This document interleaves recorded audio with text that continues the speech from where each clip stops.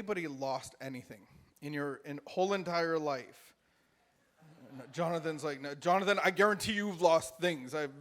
You probably lost things tonight. Your coffee cups, no. Have you ever lost your phone? Yeah, that's a heart attack, right? You're like, oh, my phone, oh. And I remember once I lost my day planner. I worked at a rehab center. I had this day planner, and it was thick with, I believe, like 50 keys for the bedrooms, and I was overseer of like 6 houses of recovery. And I had P tests in it, and I had people's rent money in it, like a whack. And I had a USB thing. What are they called? USB drive? That's it? Okay, USB drive. And I had all my personal stuff on it. And then my most valued possession was a textbook. And I know it as the Bible. I think it's God's greatest gift to me, or one of them. And I had it like a textbook, and I had so many notes in it, and it was like irreplaceable. And I remember we were at the Jack Purcell Center. We were doing a recovery meeting, and I left it. And I'm not that kid. I don't leave things. That's my brother's job. I don't leave things. I know where all my things are. And I left this. Like, this had everything in it. It had Visa cards. It had gift cards. It had, like, all the things that I don't want to lose. And so I left. And when I got back to the house, I had no keys. And I'm like, oh, no, I left. And I ran back, and there was nothing. I looked in all the garbages. It was gone. And so I just started to shake violently and buried myself in the garbage can. No, I didn't quite do that, but I wanted to. And I was like, how do I replace all this stuff? Like, where the keys especially, like, how do I start replacing all those keys? And in my distress, the only possible solution was for God to intervene. And I was like, Lord, help me reclaim my stuff. And so it was a week that went by, and I'm like, nothing. And I'm like, God, you don't care. I'm like, it's just a silly thing. It's just a keys, and, it's not a big deal. You got better things to worry about. You got guys like Michael, the designer, to worry about. Like, you don't, like, my cares are minute. And so I had the van full of guys, and we're driving through an intersection. We're near the Jack Purcell Center, and I just said, guys, we're going to pray for my day planner. We prayed, and that was it.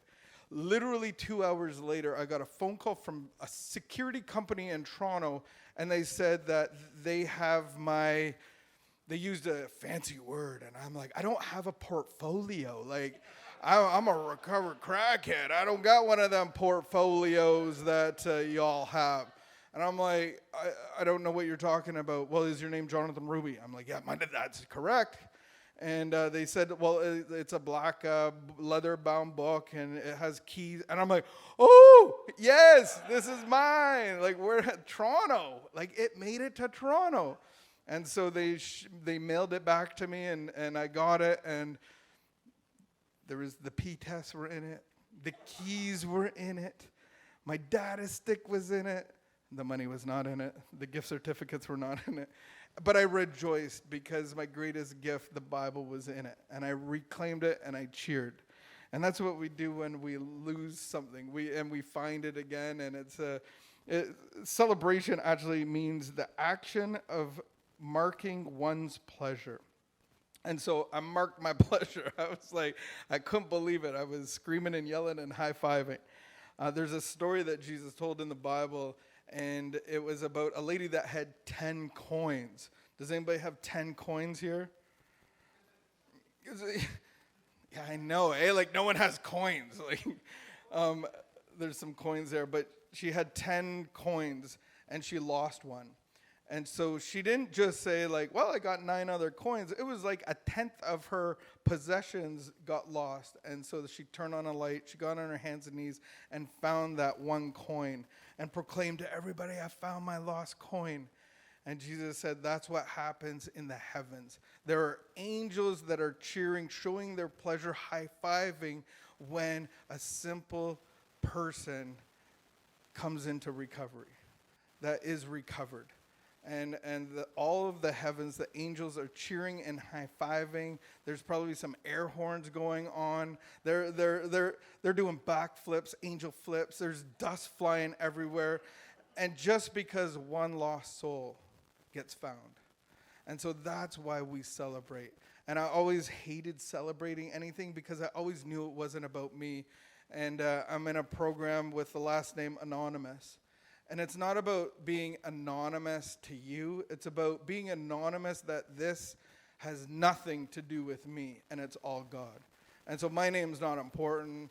Nothing about me is important because it's all God. And so I haven't done anything to deserve this. I haven't done anything to earn it. And it's just me in a relationship with God who solves all of my problems. And so that's what we get to celebrate. And I've told, my sponsor, I'm like, that's dumb. I don't want to get the key, the tag, the coin and the subscription on it. And I remember my first year continuous sobriety, my sponsor made me do it.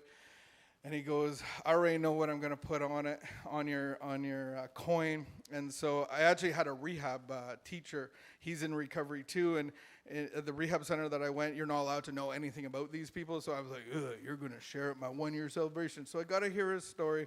And then I got to tell everybody what was on the back of my coin.